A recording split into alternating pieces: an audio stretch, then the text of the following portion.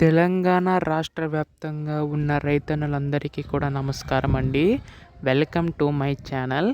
తెలంగాణ రాష్ట్ర వ్యాప్తంగా ఉన్న రైతులందరికీ ఉపయోగపడేలాగా రాష్ట్ర ప్రభుత్వం ఒక కొత్త పథకం అనేది తీసుకురావడం అయితే జరిగిందండి. మనకి గత ప్రభుత్వంలో చూసుకున్నట్లయితే రైతు బంధు కింద రైతులకు ఉపయోగపడేలాగా ఈ యొక్క పథకం అనేది తీసుకొచ్చింది కదండి గత ప్రభుత్వం.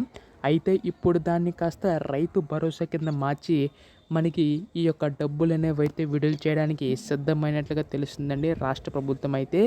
దీనికి సంబంధించి గాను మనకి నిధులు అనేవి ఎప్పుడెప్పుడు విడుదల చేస్తారో ఈ వీడియోలో మొత్తంగా తెలుసుకుందామండి. ఈ వీడియోనైతే ఎక్కడా కూడా ఆపకుండా చివరి వరకు అయితే చూడండి.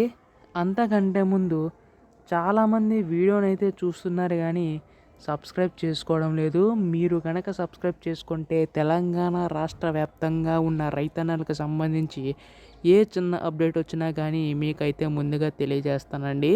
అందుకోసం వెంటనే ఛానల్ అయితే సబ్స్క్రైబ్ చేసుకోండి. ఇంకా ఆలస్యం చేయకుండా వీడియోలోకి అయితే వెళ్ళిపోదాం. సో మనకి ఇక్కడ తెలంగాణ రాష్ట్ర వ్యాప్తంగా ఉన్న మన ప్రభుత్వం మనకి ఇక్కడ ఈ యొక్క రైతు భరోసా కింద మనకి డబ్బులు అనేవి అయితే పెంచి అయితే అందించబోతుందండి. దాదాపుగా 12,000 రూపాయలు అనేవి అయితే విడుదల చేయబోతుంది అనమాట రాష్ట్ర ప్రభుత్వం అయితే.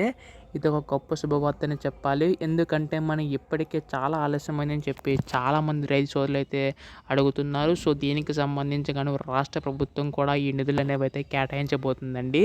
సో దాదాపుగా మనకి ఇప్పుడైతే ఈ యొక్క నెలలోనే నిధులు అనేవి అయితే విడుదల చేయబోతుందండి రాష్ట్ర ప్రభుత్వం అయితే. దీనికి సంబంధించి గాను రాష్ట్ర ప్రభుత్వం అధికారిక ప్రకటన కూడా చేసిందనమాట. మనకి ఈ యొక్క నెలలో జనవరి 26వ తారీఖున మనకి ఈ యొక్క నిధులు అనేవి అయితే విడుదల కానున్నాయండి. దీని ద్వారా ప్రతి రైతుకి అర్హులైన ప్రతి ఒక్కరికి కూడా ఈ యొక్క నిధులు అనేవి అయితే అందుతాయన్నమాట. కాకపోతే ఎవరికైతే సాగు భూమి కలిగి ఉంటుందో వారికి మాత్రమే వస్తుందండి. వాళ్ళు పంట వేసినా వేయకపోయినా అయితే వస్తుంది. కాకపోతే రాళ్ళు గుట్టలు రప్పలు ఇలాంటి ఎవరైతే ఉంటాయో వారికైతే రాదనమాట.